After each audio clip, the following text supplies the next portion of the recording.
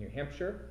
We're so excited here to be with candidate Jason Palmer, to talk about foreign policy and his vision for what America's role in the world can and should look like. I'll do a quick introduction of him in a moment, but I wanted to just make a couple of mentions about the World Affairs Council of New Hampshire, which is a nonprofit, nonpartisan, membership-based organization centered in New Hampshire, but with a truly global reach. Last year we had people watch our events online in over 120 different countries, which we really appreciate people's interest and engagement with these important programs.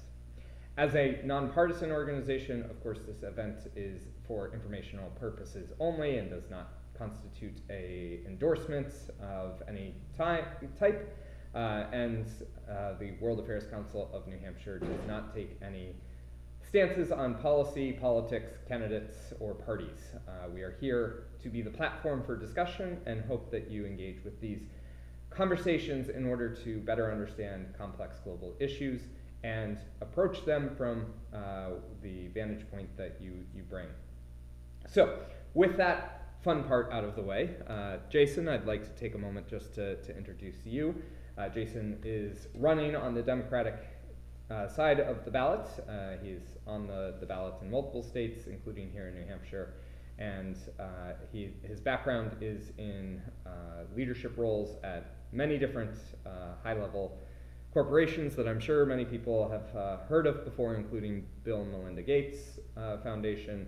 He's also a social impact investor, having an entrepreneur, and has started helped to start as well several businesses throughout the world, really, I think. It's true. Jason, I know you wanted to take a moment to sort of give the people a bit of an outline of your foreign policy ideas, and then we'll move into a bit of a moderated question and answer session. That sounds great, Tim, and I really appreciate you having me here. Your organization does great work, and I think more and more people should and are concerned about foreign policy. So let me take a second to explain my vision what America's foreign policy should be in the world. As you know, all of you, we have spent far too much treasure and far too many lives in far too many foreign wars that have lasted decades long. America has the largest and most powerful military in the world. Our military is larger than the 8 next countries combined in the world, but we don't need to be the world's policeman. We don't need to be all over the globe solving every global conflict and being part of every war. Now that said, there are certain wars that are worth getting involved with, and then there are others where we should step back and let the regional players play their part. I'm not recommending an isolationist policy. I'm recommending a smart, sensible policy of engaging with the world where it makes sense to advance key core values of the United States. Those values are freedom, democracy, human rights, self-determination, and making the world a more peaceful place so that more people can live in harmony and peace. That may sound Pollyanna-ish to some of you, but I actually believe if it's a core goal of the United States to promote peace in the world, we can encourage more peace, we can save more lives, and we can make the world a better place. Now, another thing that America can do is provide help to countries around the world in adopting technologies where the United States needs to play a global role. As you all know, climate change is the biggest issue of our time. The world is heating up year after year. More and more forests are burning. More and more species are being depleted around the world. I spent a good amount of time on the board of the Smithsonian, National Zoo, and Conservation Biology Institute, so I know this very well. And we can play a leadership role in making sure that the technologies get broadly used all across the globe to combat climate change, to move the world to green energy, to electrify everything, not just here at home in the US, but globally, and that can be a huge boon for our economy. There are many more things I want to talk to you about in terms of America's role in the world with the actual examples that are going on right now with Ukraine, Gaza, and elsewhere. and I hope we get into that Yeah, in our of next course. few minutes. Yeah, definitely. I will note that I will have my cell phone out. I am not, doodling around, checking for questions coming in from our online audience. So if you do have a question and you're watching on our YouTube page or on our homepage, there is a chat function to submit your questions, or you can email us at council@wacnh.org, and we'd be happy to get your question into the queue. Excellent. So let's start, as you mentioned, with Ukraine. Sure. You speak about getting out of wars, but there are some wars worth fighting. There's obviously a big debate going on in the U.S. Congress about our support for Ukraine. Yes. Can you explore with us a little bit about where you land on that debate and why you feel it is or is not important for the U.S. to be involved? Absolutely. So one of the principles I mentioned, which is a core American value, is self-determination. When I was lucky enough to work for Senator Daniel Patrick Moynihan of New York as an intern in the Senate, he had me actually go to the National Archives and research where did the idea of self-determination come from? How long has that been around, and what is its support? And self-determination is a really important concept. It means that the people in a geographic region are free to determine what their government is and what country they are part of. The state of Ukraine has been in existence for a while now, and it is a valid nation state that's part of the United States. When Russia invaded Ukraine, they were violating the self-determination of those Ukrainians.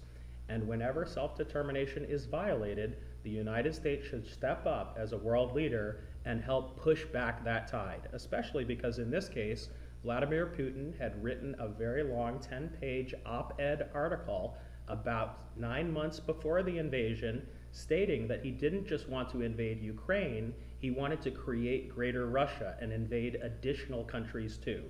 So when a world leader behaves like this and invades its neighbor and says it's going to invade more neighbors, it's essential that the United States stand up for and defend a democracy like Ukraine. Now, this doesn't mean putting our troops at harm. This means providing weapons and support for the Ukrainians. And so I was very loud in my support of Ukraine at the beginning of the war, and the Ukrainians have done an incredible job of keeping their country, saving their country, and holding the Russians at bay. Now, however, I'm not just going to say job done. No, we have to be strategic about the wars that we get involved with and reassess them each year. So at this point, what's happened is the Ukrainians and the Russians have got to a stalemate where the Russians control a good amount of territory in southeastern Ukraine, and the Ukrainians still have 80% of the country under their control. This looks very much like World War I, when there was a stalemate that lasted for a long time with lots of death. If we are also going to be committed to not getting involved in forever wars like Afghanistan and Iraq, we need to recognize that at this moment it is a time to seek peace. And in fact, there have been numerous articles that have come out recently saying that Putin has been saying he's interested in peace. Russia is even drafting people who are as old as 65 years old at this point. Russia is quite depleted by this war, just as the Ukrainians are depleted by this war. So when President Biden said we need $60 billion more to continue to fight this war, that's not the right choice, actually. That's a very large amount of money. To the American people, that seems like we're getting deeper into this war, just like we got deeper into Iraq and deeper into Afghanistan, and those wars became very long and almost never-ending. In fact, this is the moment to seek peace with Russia. If we encourage the Ukrainians to seek peace with Russia, what will end up happening is we can end the war within a year, and Vladimir Putin will not be able to invade additional countries, and we will be able to stop things right as they are. However, if we deepen our engagement in Ukraine with this additional $60 billion, we're on the path to another Afghanistan. We're on the path to another Iraq, and that's not the path that we want to go down. So I apologize for that being a complicated answer, but every war must be reassessed each year so we don't dig ourselves deep into a 20-year grave. Sure, and as we all know, there are no easy, not complex answers in global affairs. So Yeah. Never apologize for actually going through and talking about what an answer really is, and not just looking for that soundbite. Thank you, I appreciate that. And so I want to dig a little deeper on that.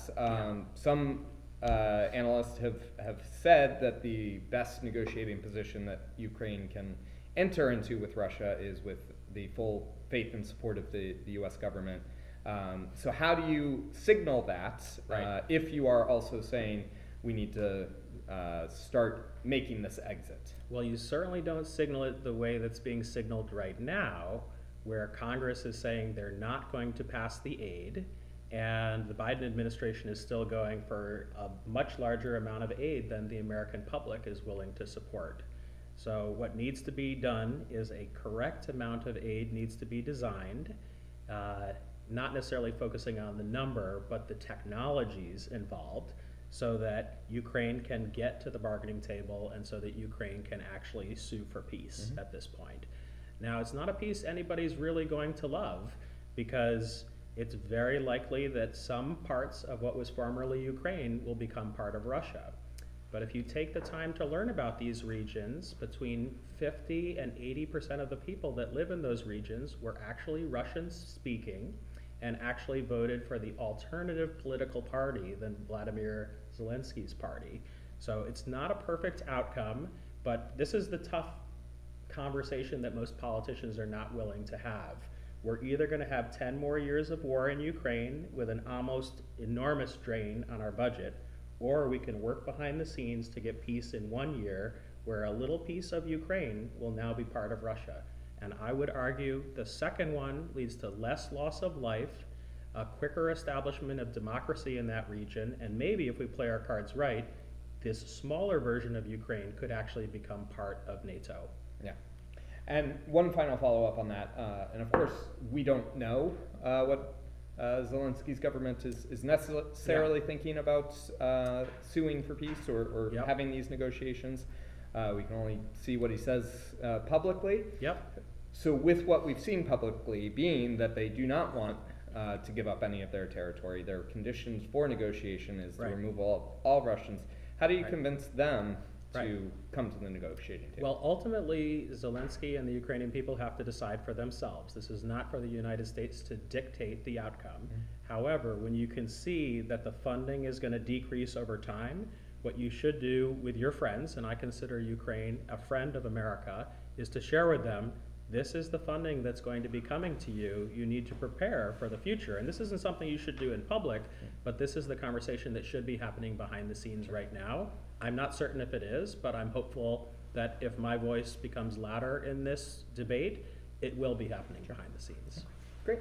So let's turn to the other major loss of life incidents, Israel-Gaza, Israel-Hamas. We have seen just a very raucous debate about what is going on there. There's a lot of passion, a lot of strong feelings on both sides. Can you talk to us a little bit about what you think America's role is in that conflict? Sure. So mostly America has allowed the Israeli-Palestinian situation to fester over the last 20 years without moving it towards a two-state solution.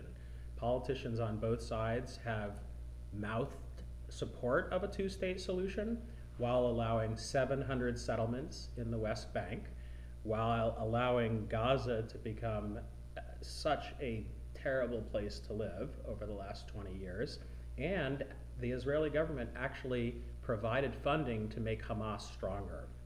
Now, when Hamas attacked on October 7th, that was the worst terrorist attack since 9/11, and every single Hamas leader needs to be brought to justice. This is extremely important. There cannot be a terrorist attack of any kind where the leaders of that terrorist attack are not brought to justice. However, at this point, I'm much more aligned with Bernie Sanders than anyone else, that we can't just keep providing aid to Israel without also getting the Netanyahu government to say they believe in a two-state solution. They will stop building settlements. They will stop carpet bombing the Palestinian areas. Hamas is different than the Palestinians. There are more than 2 million Palestinians who have now been forcibly removed from their homes. Half of the buildings in Gaza have been destroyed or damaged. And Israel is wantonly attacking not Hamas, but an entire people. We cannot support that. The United States believes in peace, and the United States needs to stop providing funding to the Netanyahu government until they declare a ceasefire, and they also declare that they are in favor of a two-state solution. So just based on what you're saying, and I want to just make sure we're clear. Yes. It sounds like collective punishments, forcible displacements, those are war crimes. Those are genocide. Do you support those claims? Is that what you're saying? And if yes, what are your thoughts on South Africa bringing their genocide case against Israel at the International Court? Okay, so I am not actually a huge fan of the International Court. Okay. The United States has domain over its territory. Israel has domain over its territory. South Africa has domain over its territory. The United States has had a complicated relationship with the International Court over many years, as I'm sure you know. And I do not support South Africa claiming that what Israel is doing is genocide. I actually believe the Israelis think that they're trying to destroy Hamas. That's actually what their stated claim is.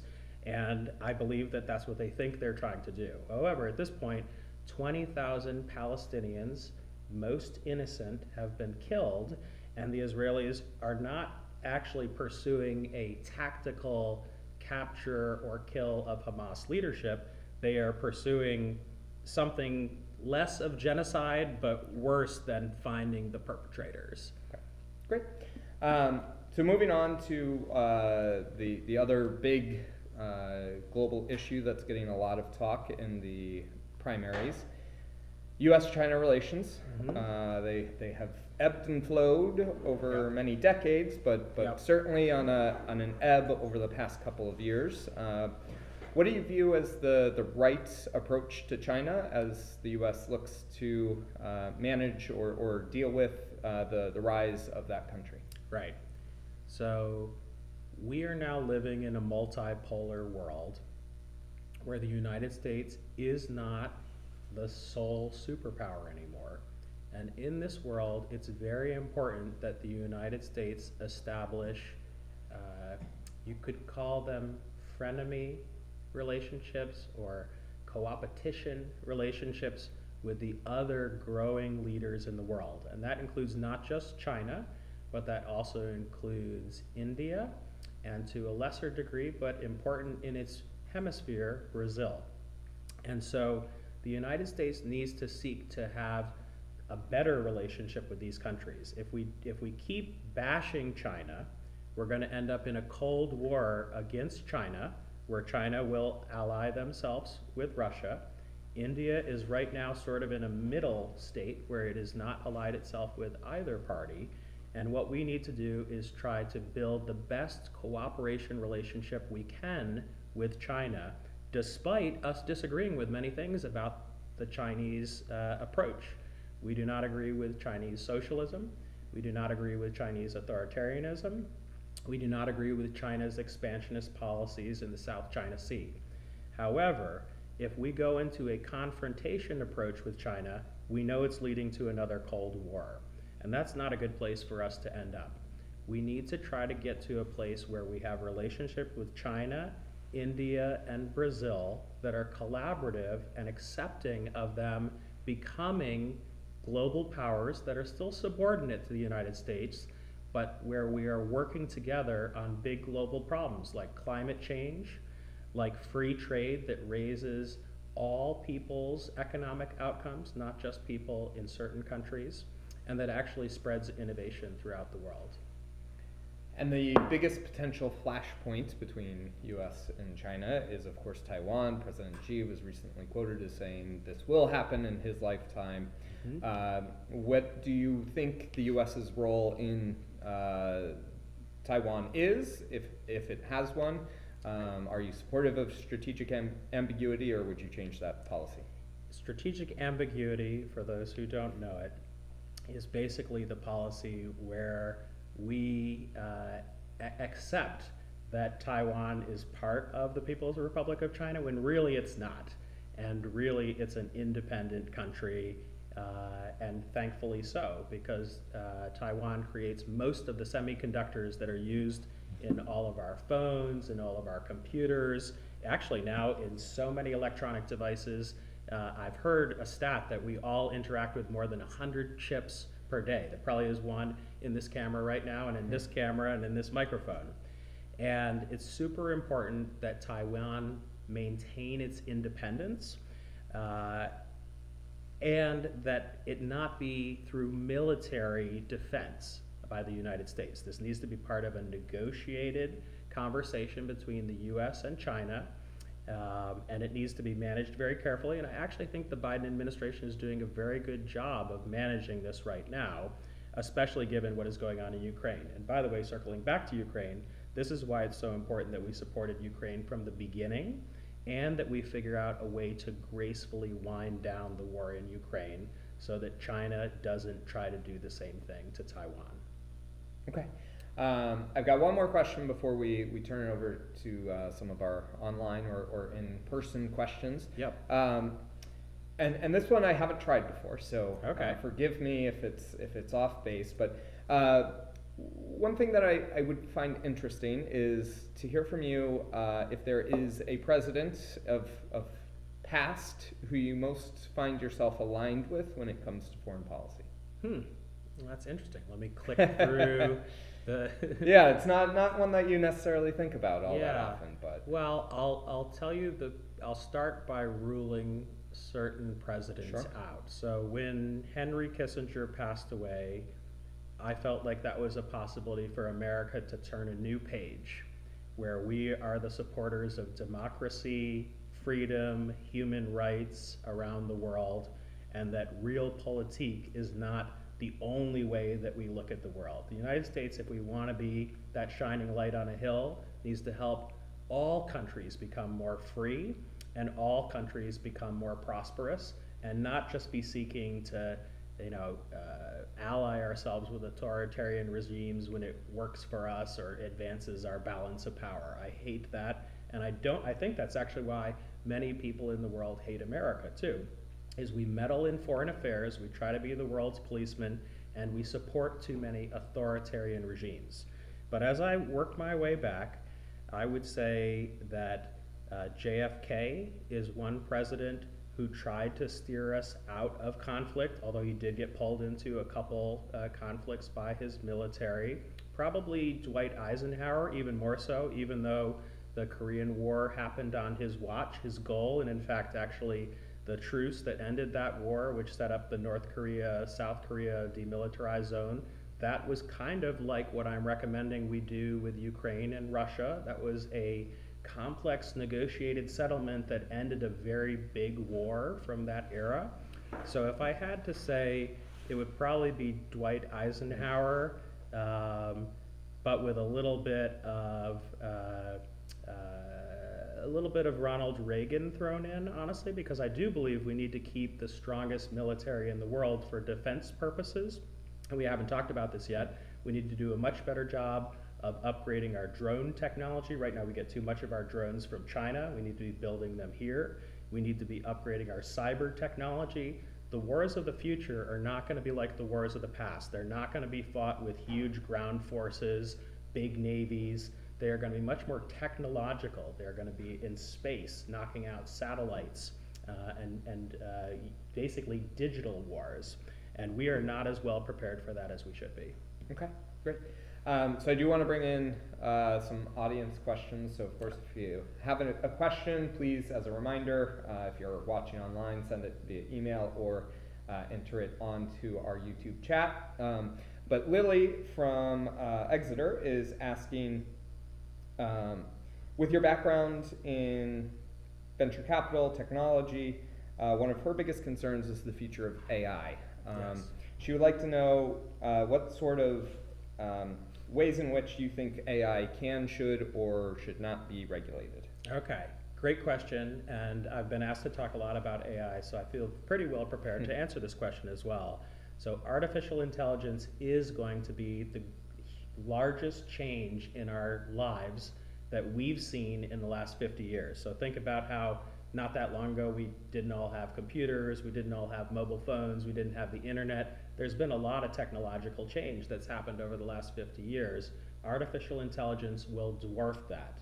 And you can already see the beginnings of it with ChatGPT and GPT-4, Mid-Journey, all the other technologies that are coming out. However, we also have a good model to think about how AI should be regulated. AI is like nuclear energy. When the United States detonated the first 2 atomic bombs in 1945, it took until 1957 to establish a nuclear regulatory regime, both here in America and internationally, which has actually done a pretty good job of minimizing proliferation and keeping the nuclear genie, for the most part, in the bottle. But we don't have 12 years to regulate AI. We need to actually get this ball started now. And there's a very simple way to think about this. AI that is used to write papers or work with words can only do so much damage. That's AI that's contained to the space of ideas. However, once AI is connected to things in the physical world, think AI driving cars, AI driving drones, AI interacting with people in large physical ways, perhaps running cranes to build buildings. This is where the safety aspect really comes in. And we need to move aggressively. We need to actually follow the same pattern that was outlined between 1945 and 1957 to establish the nuclear regulatory regime. We need to do the same thing, but on an accelerated pace, to come up with a global agreement on AI and how AI is used in the real world with physical objects. And that's part of why I think it's really important that the next president be someone like me, someone who understands technology, has been investing in technology for 20 years, is advising a number of AI-based companies, that we can't wait. We don't have 12 years to figure this out. We need to actually figure it out in the next 2 or 3 years. Okay, great. So Tony is asking, as we approach our relationship with the world, of course there's been a lot of conversation around the value of allies over the past several years. So can you talk a little bit about what your approach to U.S. allies would be in a Palmer administration? Absolutely. So it's very important that we increase the number of allies we have in the world, and that we also work to push the countries that we work with to adopt our values. And let me go back through those values again. Freedom, democracy, human rights, self-determination, and a commitment to peace. This is what America stands for. This is why people come to America from all over the world, is because they see us as that country that has that ability to give freedom to everybody, that everybody has an opportunity. And we need to encourage that all over the world. So when things like the Freedom World Index are published, I look at it and I see, why does this country have a score of 59? Why does this country have a score of 74? What could the United States do to be encouraging democracy in those countries, or encouraging human rights? And I should also mention encouraging commercial rights. It's extremely important for entrepreneurs in these countries to be able to start businesses, to be able to engage in trade. And commercial rights are often overlooked, but it's why America is the successful country that it is. We have an extremely free society when it comes to starting businesses, growing businesses, inventing new things, and we need to encourage that around the world. So I would seek to expand the number of countries we work with and make it very clear that we'll work with you more and be more allied with you if you adopt these key principles that America stands for. So follow on to that, there has been a pushback against free trade models, Yeah. especially larger multilateral ones. What is your stance on free trade agreements, and how would you approach those kind of commercial relations with other countries. Absolutely. We need to adopt free trade 2.0. And before you stop and say, I'm opposed to free trade, I don't want anything to do with it, I want you to think a little bit longer about this. We haven't upgraded our union laws since the 1950s. And the reason why free trade 1.0 didn't work is we basically set up a system that allowed all the jobs to go to all the countries with the weakest labor laws, with the lowest price per labor, and it was not great for America. We hollowed out the middle class. It was a bad outcome for America. But at the same time, and this is partly through my work at the Bill and Melinda Gates Foundation, it actually raised the living standards of billions of people around the globe. There are less people in poverty around the globe. There are less people dying before the age of 5 around the globe. There's more economic output around the globe. So although we suffered because of the way we set up those agreements, we actually helped the entire world become better for billions of people. Now that doesn't really solve it if you're a steel worker in Ohio, or if you're a car manufacturer in Michigan, and that's why Trump won. We need to upgrade our union laws to Union Laws 2.0, which I actually have a policy that describes this on my website. And we also have to look at designing new free trade agreements that ensures that the people in those countries have the same rights and privileges that we're granting to our own citizens, so that they won't be working for $1 a day making substandard parts over in China or the Philippines. They'll actually be working for higher wages, they'll have better benefits, and then the competition will be more equal and better for all of us. Okay. Katerina is looking to explore a little bit more about your Russia-Ukraine solutions. Sure. She would like to know, basically, to try and summarize, she thinks that negotiations with Putin would lead to a further emboldening of him. That's possible. And so how do you ensure that if you are negotiating with Putin that it is working towards the end of his aggression rather than emboldening him? First of all, Katerina, I appreciate that question, and it is a serious risk. So when I read these articles about how Putin is, saying he's interested in peace and sending signals through third parties, I do wonder, is he just doing that in order to get an advantage to use to take over Ukraine? So we have to be very careful in how we engage in those negotiations.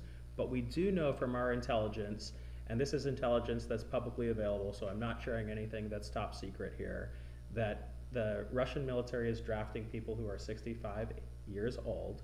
The Russian military is severely depleted. We do know that Russia actually needs peace right now. It's possible that just keeping Crimea might be enough for Russia to say, all right, we're done with this war. And the most important thing when a war is going on is halting that war. And we saw this a little bit with Israel, and we just haven't had enough wars recently that have had this feature for us to remember this, but it's been thousands of years of history. When there is a time out, when there is a ceasefire, that's when the magic can happen. So any peace in Ukraine has to start with a ceasefire, just like any peace in Israel and Gaza has to start with a ceasefire. The ceasefire always comes first, then the negotiations come, and we can see during that time period, is Putin serious? Is he not serious? We can watch our intelligence. But it is a serious concern, and that's why I do appreciate the question, because it's quite possible as we evaluate year after year, if there was a ceasefire for a year, we know Putin is serious. If there was a ceasefire for a month and then he grabs a new stretch of territory, we know he was not serious. Great. Madison is from Manchester, and she is wondering what your views on the U.S.-Iran nuclear deal, which is still being maintained by our European allies, but not by the U.S. Right. Do you support rejoining that, trying to rejoin it if Iran is willing? What's your you take only there? have the toughest questions at this forum, don't you? Well, I'll give you the honest truth on a few different dimensions here. So I think the Trump administration made a major error in pulling out of the Iran nuclear deal. And the reason why is it was sort of like a ceasefire. It had put a freeze on a process where Iran was within 1 or 2 years of having viable nuclear weapons. When Trump broke out of that, yes, he did actually prevent billions of dollars from going to Iran by breaking out of that, but he enabled them to do the 1 to 2 years of work to create nuclear weapons. Now, the question is, and at this point, I don't have the intelligence to know, have they actually created those weapons but just not detonated them? Or have the Europeans, by staying in that agreement, allowed the freeze to continue? If I was elected president, I would immediately engage with my leaders, both military and foreign policy, to try to find out, do the Iranians already have nuclear weapons or not? Because it determines the decision that you make. If they don't have nuclear weapons, if they're still 1 to 2 years away, then we need to try to get back to something like the Iran nuclear deal from before, because the goal is to keep them from getting nuclear weapons. A nuclear weapon armed Iran would be extremely destabilizing for that region and must be prevented at all costs. However, if they already have those weapons, then it's a different decision altogether. Now, I want to add one more thing there, that I have many friends who are Iranian Americans, and most people don't remember this, but in 1978 and years prior, Iran was one of the most advanced nations in terms of intellectual output, economic output. It was a leader in the world and an ally to the United States. Most people in the US don't know the whole story of the Shah of Iran and of our alliance with Iran, which dates back a long ways, actually.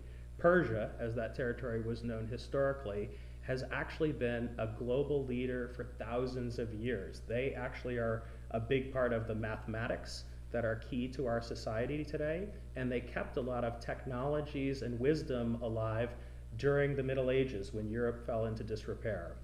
So my goal would actually be to try to figure out a way to establish a positive relationship with Iran, similar to the relationship I was describing before with China and India, and making sure we have a positive relationship with Brazil. Iran is the country in that region that is the key. And if we can have relationships with Iran and Saudi Arabia, a whole new level of peace could be ushered into the Middle East. And of course, I should also mention Israel, but Israel needs to get rid of the Netanyahu government before there can be any real peace in that region. Okay. Alex is wondering your thoughts on climate change, the Paris Climate Accords, and what you would commit the U.S. to do if you were president. Absolutely. So I was very disappointed that Joe Biden did not attend the recent climate accords. That sends a very big signal that the U.S. might not be committed to those climate accords. I would recommit us to all of the international arrangements, including Paris Climate Accords, to the maximum of my ability as president.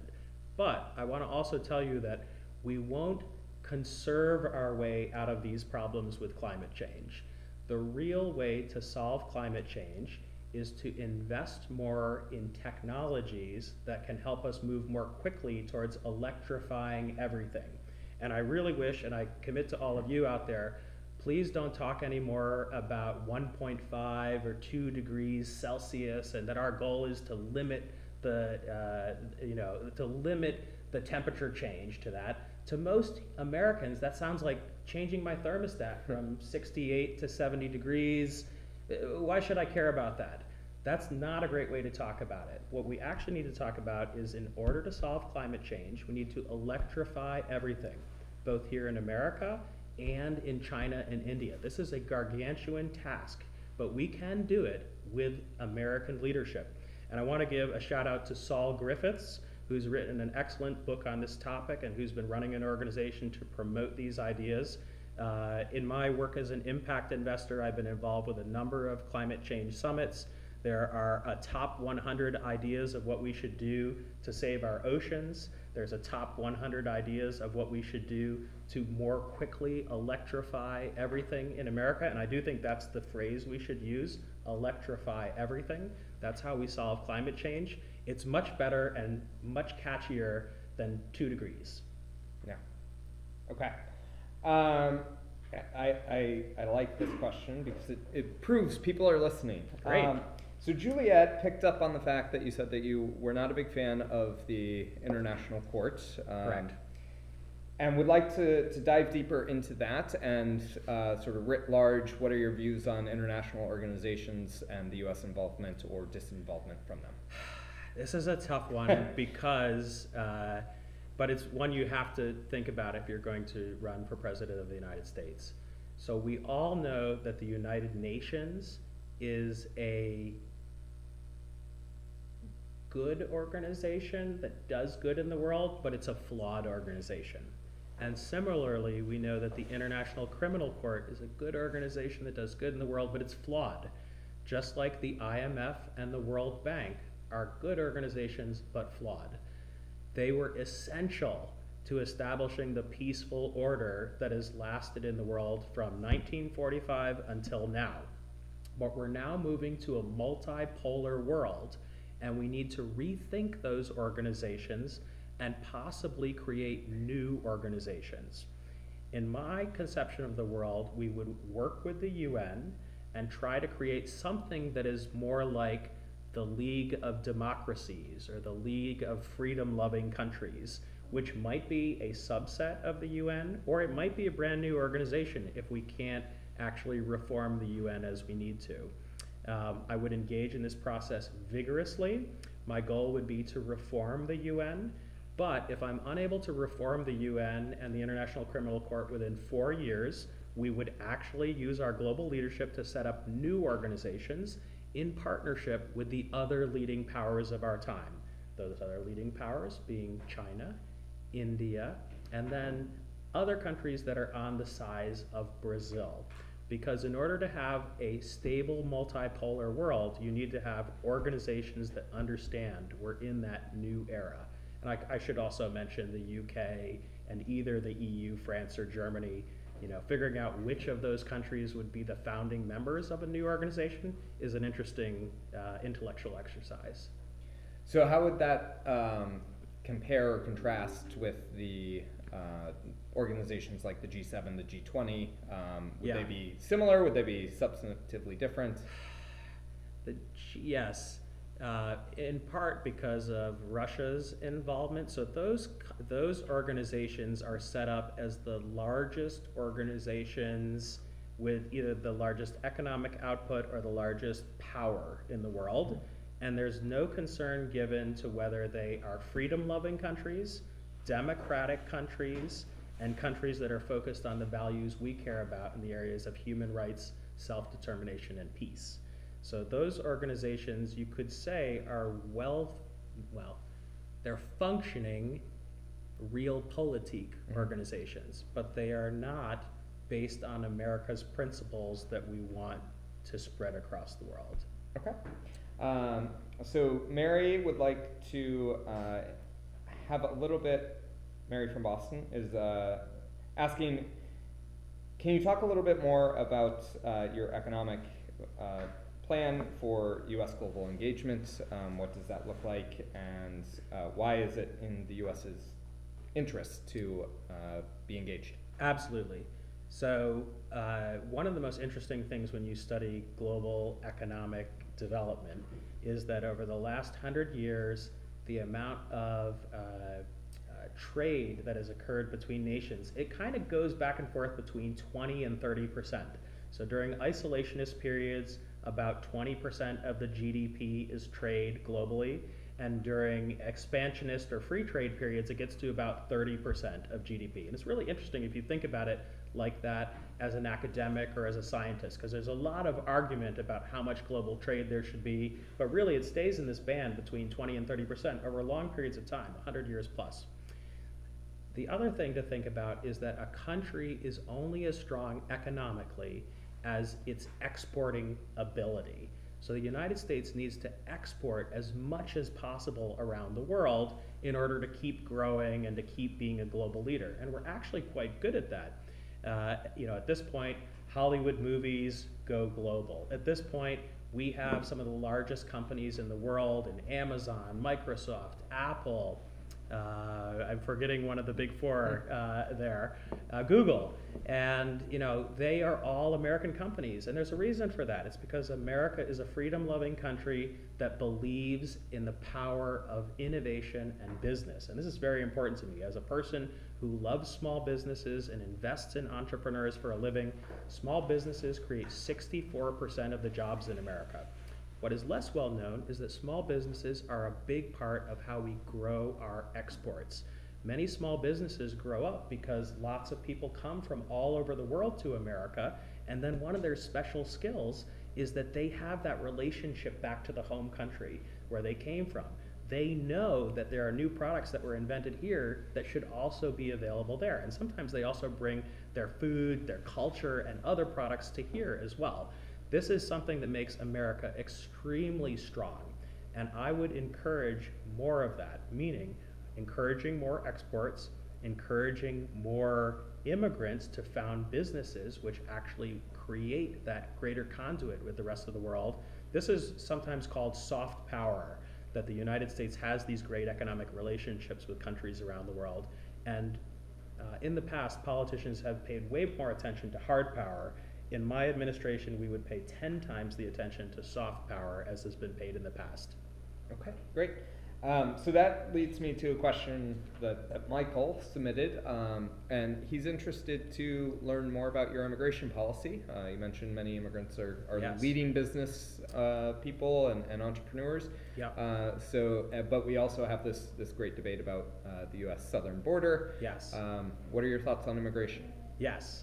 So I'm glad you asked that question, and maybe I even steered the conversation a little bit to that. So in the next few days, we're going to be publishing a 10-page position paper on our website about our comprehensive thoughts on immigration. And I'm going to give you just a little bit of a taste of it. But basically, the number one thing to think about is that America is a nation of immigrants. We are stronger because of our immigrants. It's been a huge part of America's success in the world. If you look at the Fortune 50 CEOs, many of them are immigrants who've come to this country and either founded companies or become CEOs of companies over time. Immigrants are our strength. In fact, one of my favorite quotes is Ronald Reagan in his final address before he left office talked about how, you can go to France, but you can't become a Frenchman. You can go to Japan, but you can never be Japanese. But people from all over the world, from every country on this earth, can come to America and become American. That is our strength. You don't hear many Republicans talking like that these days, but this used to be a bipartisan agreement about the power and strengths of immigrants and how important it is to America. Now, all that said, we have a serious problem on the southern border. We have more than 2 million people that have come across the southern border who want to be part of this land of the free, and we are not adequately policing it properly. What we need to do there is, and of course all the politicians say, more border patrol, more border patrol. Of course we need more border patrol. But what we really need is a vast expansion in the number of judges who can adjudicate these asylum claims quickly and actually decide whether or not the asylum claim is valid or not, or decide whether or not a person would get perhaps a 6-month or 1-year term to stay in the country while their claim is determined or not. There's actually a friend here in the audience who I believe it took 4 years, 5 years? 10 years for his asylum claim to be granted. Think about how crazy that is. We need true asylees to have their claims validated and granted within 6 months, and we need people who don't have valid claims to be resettled either in their home country or in the country near them. This is so overdue, and it's embarrassing, honestly, that the United States is allowing this problem to fester. It would be one of the first priorities of my administration. I wouldn't be, there's a 10 pages, there's so much to cover in immigration, but another thing I would do within the first 6 months of my administration is immediately pass a law that allows the dreamers to become citizens. These people have been living for far too long in the shadows. They are American in every way possible, and they need a clear path to becoming a citizen within 3 years of receiving this green card. I could go on about immigration. That's why it's a 10-page position paper. But I really do appreciate the question, because we are a nation of immigrants. We should be proud about that. And we need to also have a lot more judges at the southern border, if I was to narrow it down. Well, certainly is a large issue and very complex, Yeah. Especially since we haven't updated our immigration law since 1994. Yes. Check out some of our previous interviews that talk about To wonk out a little bit yeah. on you, I was in favor of George Bush's comprehensive immigration reform plan in 2006-07, and I was in favor of Barack Obama's comprehensive immigration plan in 2013 or 2012. And however, I think both of those gentlemen proved that a comprehensive immigration reform is too big. It kind of collapses under its own weight. So as president, I would laser focus on solving each immigration problem one at a time. Solve the dreamers, solve the border. Another big one that we didn't talk about is we need to move our overall immigration system to be one more like Canada or Australia, where it's a point system and you get into the United States based on your merit. We have only around 100,000 H-1B applications. This quickly gets used up in just 1 month usually. What we need to do is have about 1 million H-1B 2.0 that is actually more like the Australia or Canadian immigration system, where we're inviting in the world's best and brightest to come here to America and stapling a green card to every PhD graduate of our universities. These are not my ideas. These are great ideas that have been come up with over the last 10 years. They're overdue. We need to pass immigration fixes one at a time, where there's 70% agreement across both sides of the aisle that these fixes are needed. Yeah. Great. So Anne is interested on two fronts about some of the things you've been talking about. Political polarization and exporting our ideals, and how those are maybe not so aligned these days. So that's true. We definitely don't want to export polarization. I'll give you that. Right. Yeah. So Anne is interested as to how you build U.S. global leadership, how you export our ideals when we are not necessarily living our ideals ourselves. That's a very fair point. So I'm not wearing a tie today because I've been doing a number of events in New Hampshire, and I want to show my youth compared to some of the other candidates by not wearing a tie and dressing the way I normally dress when I go about my work. But normally I would be wearing a purple tie if I was wearing a tie. And the reason why is, though, even though I'm a proud Democrat, it's very important for me to say to everyone out there that I think great ideas come from all across the political spectrum. And that's why I wear the purple tie, because sometimes great ideas come from the Republican Party, sometimes they come from the Democratic Party. I'm actually very attracted to independent ideas and progressive ideas and libertarian ideas. In fact, I've told some people that I consider myself kind of progressive libertarian, and they laugh at me saying that's not possible. But I admire Bernie Sanders and I admire Friedrich Hayek, and I think there's great things to be learned from leaders on all corners of the political spectrum, especially if there's evidence that solutions work. And I would credit Bill Gates for teaching me this. When I went to the Bill and Melinda Gates Foundation, and this is a little bit showing my own naivete at the time, we were engaged in helping colleges and universities improve their graduation rate, make them more accessible to people from low-income backgrounds, and we had a whole bunch of, I'll call them bean counters, who were scientists who were calculating exactly how many more students were graduating and how many more students were getting in, and what was the cost-benefit analysis. And I have to admit, I thought this was sort of crazy that there were so many people who were doing this measurement. But then I realized, and I remember the day, I was sitting with Bill, I said, wait a minute, you can apply the tools of science and data to every question?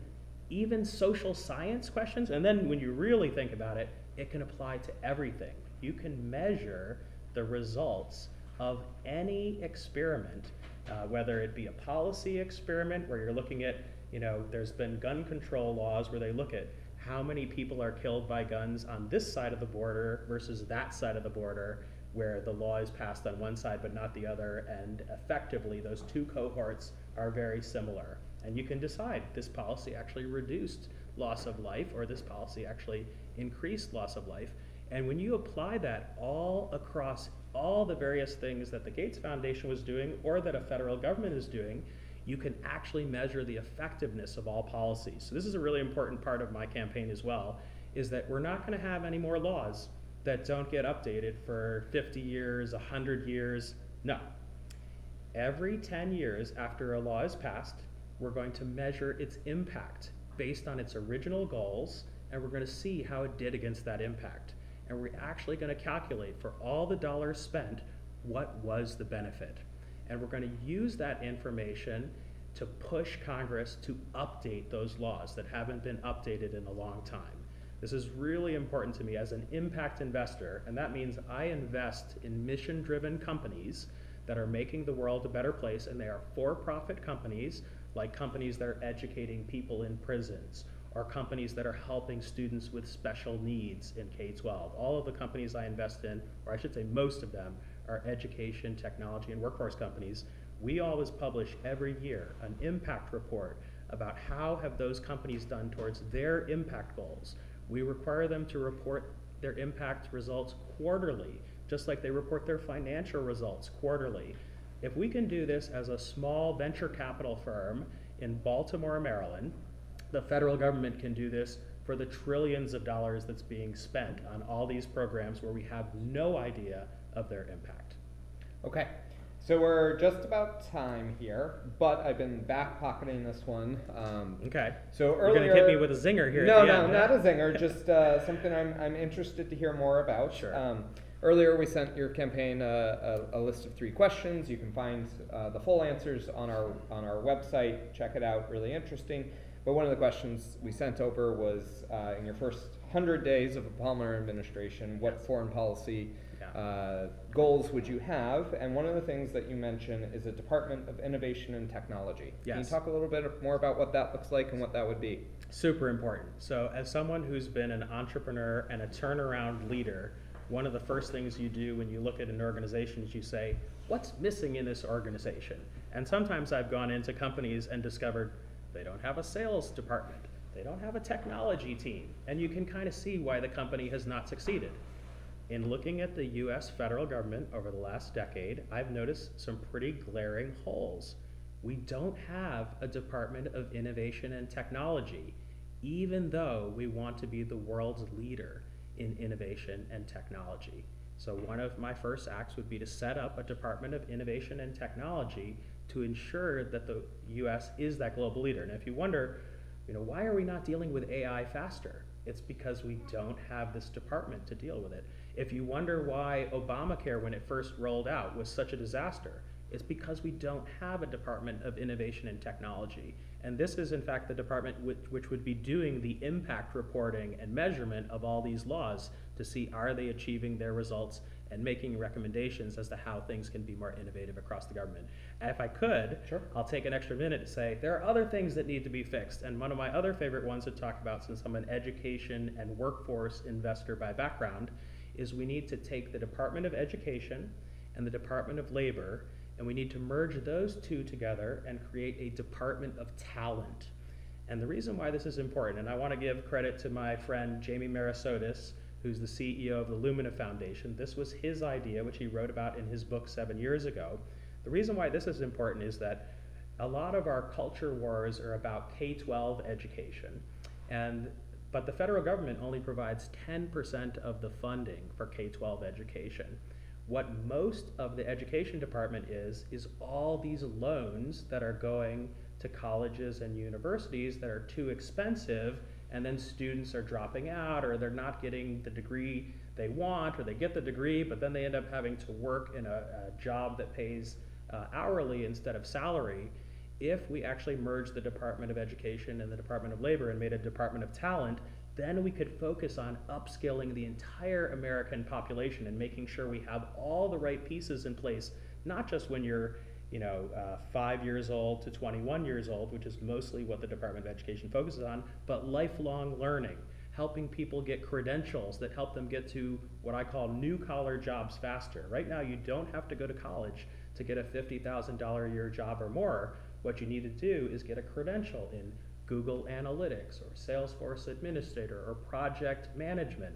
There are now more than 400 credentials that an organization called Burning Glass tracks that are equivalent to a college degree, and you can earn them in only 6 to 18 months.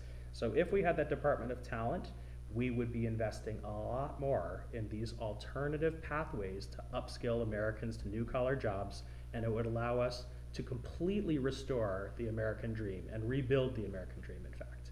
Great. Well, thank you so much. I always like to leave space for a final thought or a final takeaway that you would like people to think about as they consider why they may want to vote for you, particularly as it relates to foreign policy. Absolutely. Well, first of all, I just want to thank you all for spending this much time with us. It's rare that you get to spend this much time talking about a subject that I care about as much as foreign policy, and also to show how it connects to growing the American economy.